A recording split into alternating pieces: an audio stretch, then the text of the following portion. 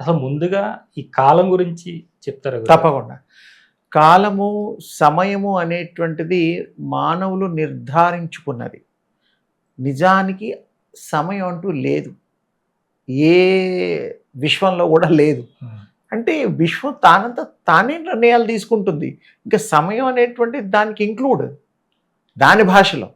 మనకి అర్థమయ్యే భాషలో ఏంటంటే సమయం అనేటువంటి దాన్ని మనం ఫిక్స్ చేసుకొని గ్రీన్విచ్ టైం ప్రపంచవ్యాప్తంగా స్టాండర్డ్ టైం అది.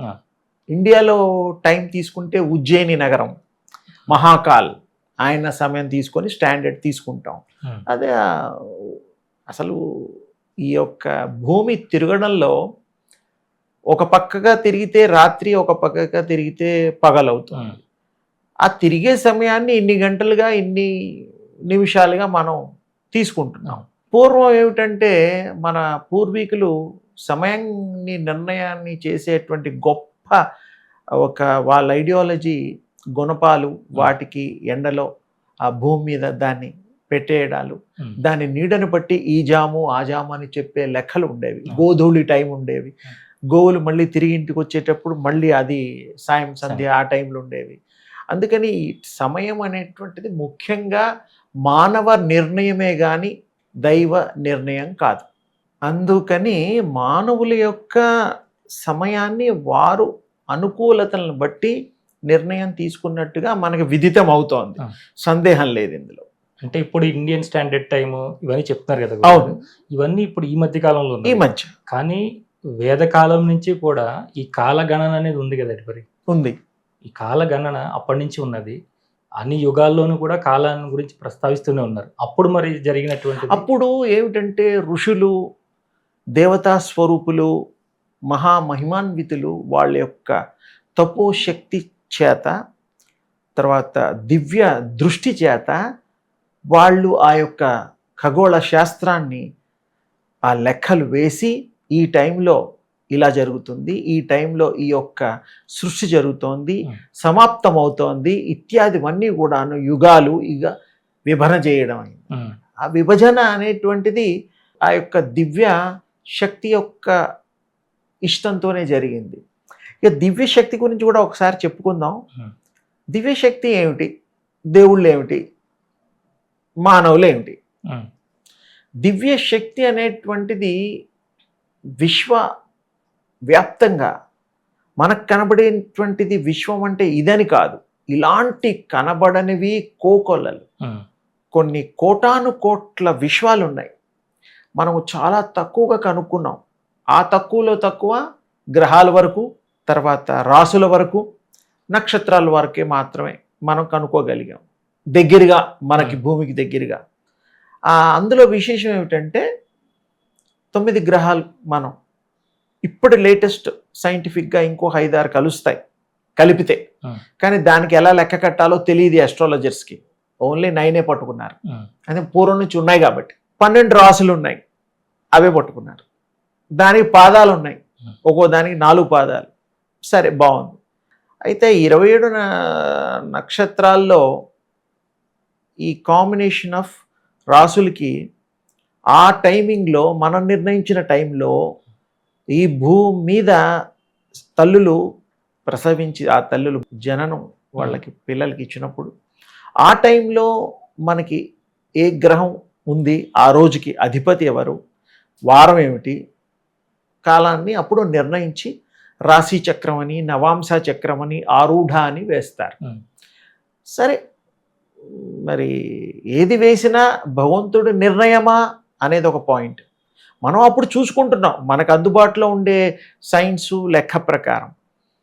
అది చూసుకొని ఇన్నో పాదం, అది ఇది ఇంత అది అంటారు. పుట్టిన వెంటనే ఒక పద్ధతిలో జాతకం వేయకూడదు, ఒక పద్ధతిలో వేసేవారు. రాజుల టైంలో, కింగ్డమ్ ఆ టైంలో ఏంటంటే వాళ్ళ పుట్టిన పిల్లలు పుట్టకముందు కూడా వాళ్ళ జాతకాన్ని నిర్ణయించేవారు. కాళిదాసుడు, వరాహమీరుడు ఆ టైంలో. ఇంకా ముందర కూడా ఉన్నది. నారదుడు కూడా ఎన్నో విశేషమైనటువంటి ఈ భక్తివే కాకుండా, వాస్తువే కాకుండా గ్రహాలకు సంబంధించి కూడా చెప్పినట్టు ఆధారాలు ఉన్నాయి. వరాహమీరుడు ఎంతసేపు, లేకపోతే కాళిదాసుడు, లేకపోతే ఇంకా ఆ సిద్ధాంతం, జైమిని సిద్ధాంతం ఇలాంటివి ఏవో పెట్టుకున్నారు. ఏదైనా కూడా కాలాన్ని గుణించడం. ఈ మధ్య బెంగళూరు కృష్ణమూర్తి గారి పద్ధతి అది కూడా ఉంది. ఏ పద్ధతులైనా ఏదైనా అది కనుక్కొని నేర్చుకొని మీకు సరి అయిన సమాధానం ఇవ్వగలిగినప్పుడు, అది మీకు రిజల్ట్ ఓరియంటెడ్గా ఉన్నప్పుడే జాతకాన్ని నమ్ముతాం, జాతకాన్ని మీద పెంచుకోవడం, విశ్వాసాన్ని పెంచుకోవడం ఉంటుంది. ఇప్పుడు ఈ కలియుగం వచ్చేసరికి జాతకాల్ని నమ్మడం చాలా తక్కువ, కొంచెం తగ్గింది. ఎందుకంటే మరి లెక్కలు కట్టేవాళ్ళు అప్పట్లా కట్టడం లేదు. అప్పట్లాగంటే ఈ యుగాన్ని గురించి చెప్తారా, ఈ కాలం గురించి ఈ చెప్తారా? కాలము అప్పట్లో లెక్క కట్టే వాళ్ళు పద్ధతిగా ఉండేది. అంటే వాళ్ళు గురుగారు- నిష్ణాతులు, అవునండి. ఆ దైవ ఆరాధకులు. వాళ్ళు ఎంతసేపు ఆ చక్కటి దివ్య శక్తిని సంపాదించుకుని దివ్య దృష్టితో చూసిన వాళ్ళు అప్పుడు. ఉం. ఇప్పుడు మనం క్లాసెస్ ఉంటున్నాయి, ఆస్ట్రాలజీ క్లాసెస్, వాస్తు క్లాసెస్, ఇలా ఏవేవో పెడుతున్నారు. షట్చక్రాలకు కూడా క్లాసెస్ పెడుతున్నారు. ఉం. 6 చక్రాలకి ఒక్కొక్కటి నేర్పిస్తున్నారు. చక్ర సాధన అంటున్నారు. ఉం. సంతోషం, మంచిదే. వాళ్ళు ఏ విధంగా నేర్పుతారో, వీళ్ళు ఏం నేర్చుకుంటారో సర్టిఫికెట్ రూపంలో ఇంకో రకరకాలుగా ఉన్నాయి. ఇవన్నీ కూడాను చక్ర సాధనలో కూడా చాలా ఒక చిన్న క్లారిటీ ఏమిటంటే, మీరు చక్ర సాధన చేసినా చెయ్యకపోయినా మీ షట్చక్రాలు అవి రోజు కూడా ఇన్ని వేల ఇన్ని సమయం జపం చెయ్యాలని ఆటోమేటిక్గా దైవ నిర్ణయం జరుగుతూనే ఉంటుంది.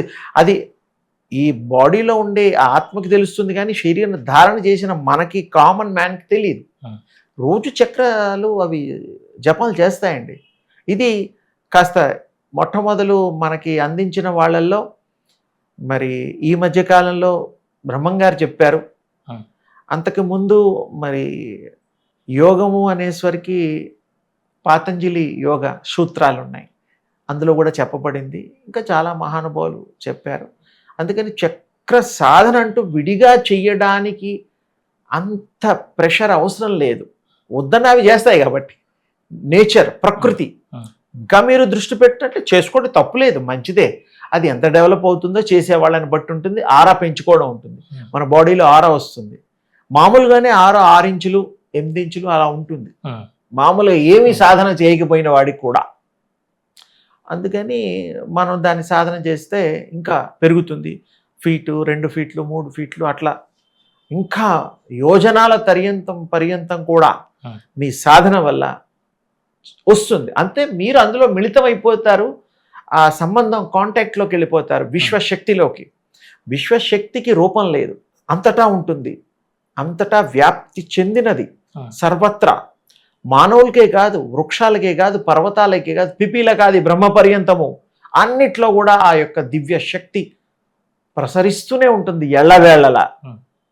అందుకని అప్పుడు ఈ దేవతా రూపంలో ఉండే మానవులు మానవ రూపంలో ఉండే దేవతలు అయ్యారు. రాముడు, విష్ణుమూర్తి అన్న, బ్రహ్మన్న, వాళ్ళందరూ మానవ శరీరాలు ధరించారు. దశావతారాలు, అందులో 9 అయ్యాయి, 10వ కల్కి అవతారం రాబోతోంది. దాని మీద కూడా ఏంటంటే చాలామందికి వచ్చిందా, రాబోతోంది, ఎప్పుడు, ఇవన్నీ ఉన్నాయి. 4,32,000 సంవత్సరాలు కలికి యుగం.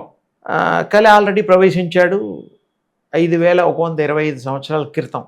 కృష్ణ నిర్యాణం తర్వాత కలి ప్రవేశించడం జరిగింది.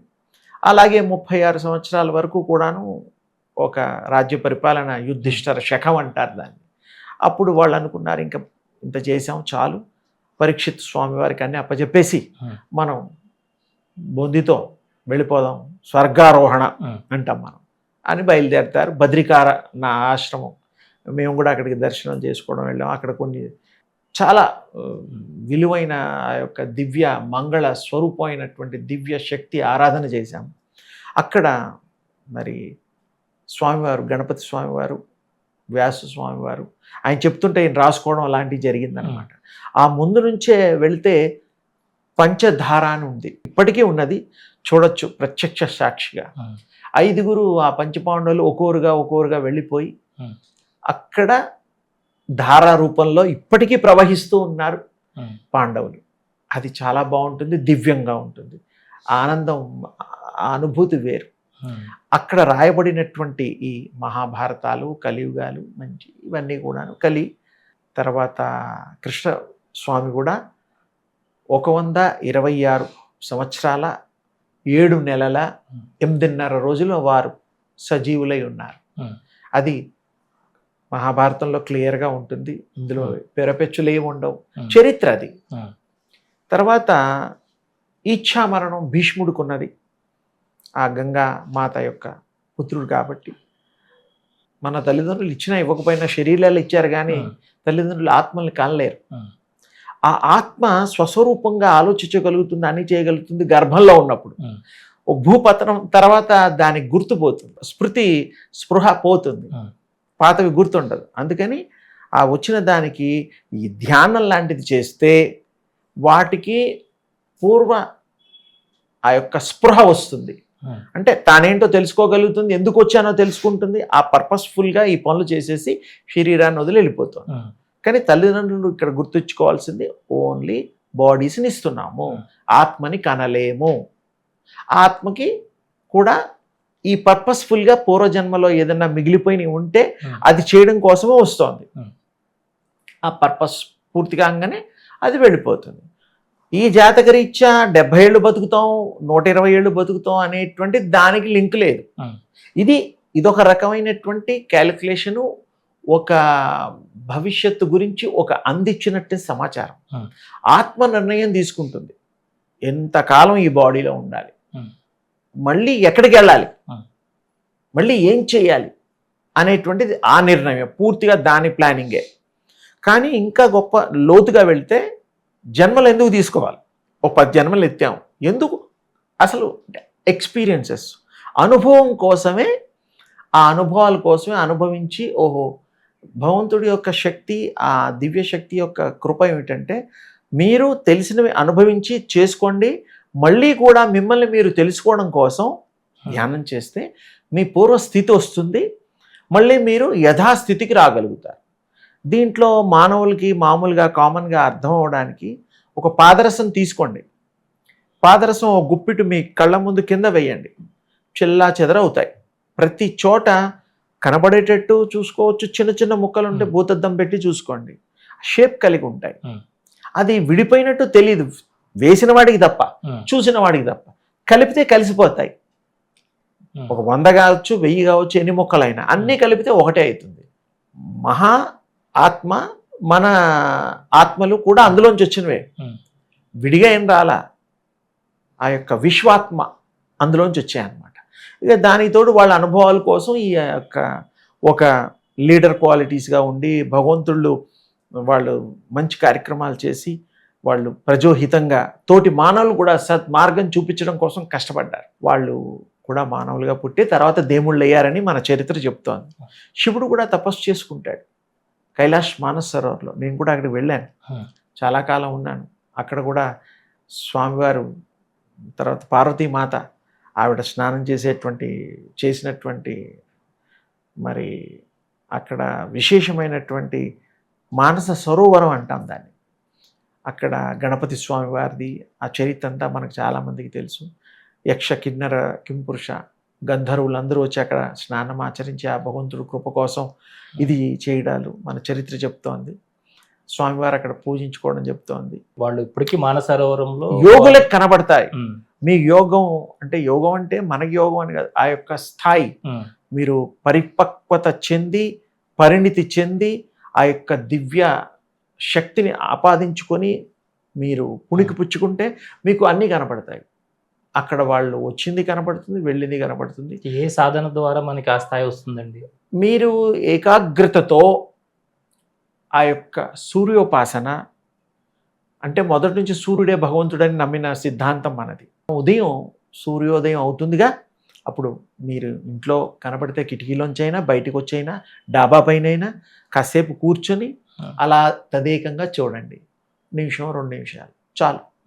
అది మీకు చూసిన తర్వాత కళ్ళు మూసుకోండి, ఆ బింబం మీకు 2 కళ్ళకి కనబడుతుంది. ఏదైతే చూసామో అది కనబడుతుంది. అది మీరు ప్రాక్టీస్ చేయడం వల్ల ఆ బింబం కాస్త బాడీలో కలిసిపోతుంది. విశ్వశక్తి అది కూడా శక్తికి సంబంధించిందే. శక్తి లేకుండా అది ప్రకాశించదు. ప్రకాశము ఆత్మ ఇవన్నీ మీకు రూపాలు ఇందాక దాని విభజన గురించి కూడా చెప్పాను. అవి బాడీలో ఎంటర్ అయిపోయి నకసిక పర్యంతము మొత్తంగా ప్రవహించేసేసి దివ్యశక్తి మీకు ఆపాదించబడుతుంది, పొందుతారు. అప్పుడు మీకు బ్యాడ్ థాట్స్ రావు.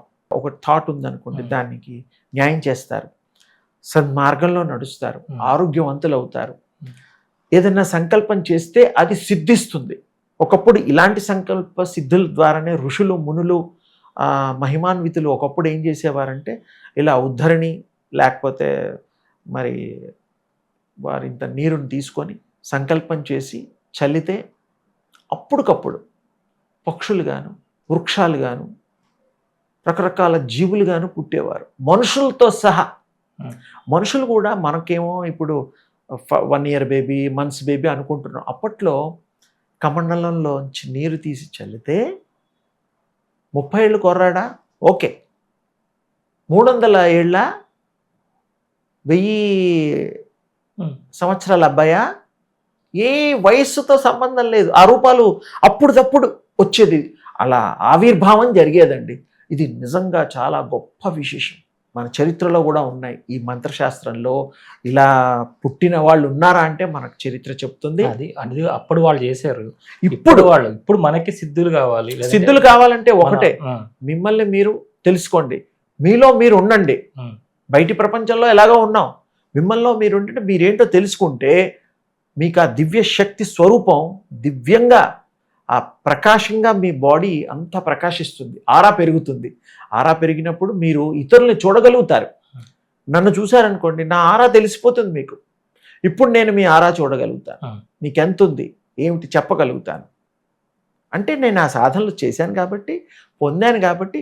మీరే కాదు, ఏ వస్తువునైనా, ఏ స్త్రీ పురుష వయోవృద్ధ భేదం లేదు, ప్రతి దానికి నేను చూసి ఆరా చూడడమే కాకుండా మనం వాటి మీద కనుక కాన్సన్ట్రేట్ చేస్తే వాళ్ళ లైఫ్ గురించి తెలుస్తుంది. వాళ్ళు ఎవరు ఏమిటి అంటే జాతకం చెప్పడం కాదు, అంటే వారి పర్పస్, ఆ యొక్క ఆత్మ యొక్క నిర్దేశించినటువంటి నిర్ధారణ, ఆ ప్లానింగ్ మీకు అర్థమైపోతుంది. పూర్వపు ఋషులు చెప్పేవారు, నాన్న నీకు టైం బాగాలేదు, ఈ పని చేయమాక, నువ్వు ఆ పని చేయొద్దు, ఈ పని చేయి, ఈ పూజ చెయ్యి, ఈ హోమం యాగం చెయ్యి అని చెప్పేవాడు రాజుల టైంలో. అప్పుడు ఇప్పుడు కూడా ఏదో చేస్తున్నారు, కానీ ఈ యాగాలు ఇవన్నీ సమిష్టి ఈ యొక్క ప్రపంచాన్ని సుఖమయం చేయడానికి, బాధలు తొలగడానికి. అంటే ఎదుటివారి ఆత్మ దేనికోసం ఈ భూమి మీదకి వచ్చింది, శరీరంలోకి వచ్చింది మీరు చెప్తారు, చెప్పచ్చు. చాలా తేలిక, అసలు మీకే అర్థమైపోతుంది సాధన చేస్తే. దీని నా మంత్రం, నా తోయం, నా తీర్థో, నా భోగో, నీ ఏమి చేయక్కర్లా, బీజాక్షరాలు కూడా అవసరం లేదు. Just close your eyes, recollect that picture. ఏదైతే మీరు చూసారో అది మీరు చూడడానికి జ్ఞప్తికి తెచ్చుకోండి చాలు. అదేమిటి, మీకు తెలిసి ఆ యొక్క దివ్య శక్తిని ఇన్సైడ్ అది స్వీకరించి స్వాగతిస్తున్నట్టు మీరు శక్తివంతులు అయిపోతారు. ఇక్కడ మంత్రం లేదండి, కాన్సన్ట్రేషన్ కావాలి, దృష్టి పెట్టాలి. మీరు నిన్న మొన్న జరిగినవి, ఓ ఏడాది క్రితం జరిగినవి ఏదైనా మంచి విషయాలు, గొప్ప పూజలు, తిరుపతిలో కానీ ఎక్కడైనా కాళహస్తి, అన్నీ ఇప్పుడు ఏవైనా కూడాను మీరు గుర్తుపెట్టుకుంటారు. అంటే చూసినవి మళ్ళీ మీరు పిక్చరైజ్ చేసి, ఎలాగైతే ఈ చిత్రసీమకు సంబంధించిన సినిమా షూటింగులు చేస్తారు, అవి తీసినవన్నీ రికార్డ్తో సహా, సౌండ్తో సహా ఉంటాయి, నిక్షిప్తం చేయగలుగుతారు. ఎంతసేపు అంటే కొన్ని సంవత్సరాలు చేయగలుగుతారు, దాని డ్యూరబిలిటీ. అంతకైతే మళ్ళీ ట్రాన్స్ఫర్ చేయడం అదేదో ఉంటాయి. అలాగే మనం ఇప్పటి వరకు మన పంచాంగ రీత్యా దరిదాపు 197 కోట్ల సంవత్సరాల చిల్లర లెక్క ఉంది. శేషం పోతే 195 కోట్ల 80,000 చిల్లర దొరుకుతుంది. మీరు 3వ పేజీ 2వ పేజీలో ఉంటుంది ప్రతి పంచాంగాల్లో. ఈ పంచాంగాల్లో కూడా రూల్ పెట్టి అన్ని పంచాంగాలు సరిచేసి చేస్తే బాగుంటుంది. ఒక దాంట్లో ఒకటి కాకుండా అందరూ ఒకటే ఫాలో అవ్వాలి. లెక్కలు మారవు కదా. చెప్పే విధానంలో మీకు వాక్శుద్ధి కలిగినప్పుడు ఆ వాక్కు ఆ యొక్క దివ్య శక్తి ప్రసాదిస్తుంది. ఎదుటివాడికి చెప్పినవన్నీ జరుగుతాయి.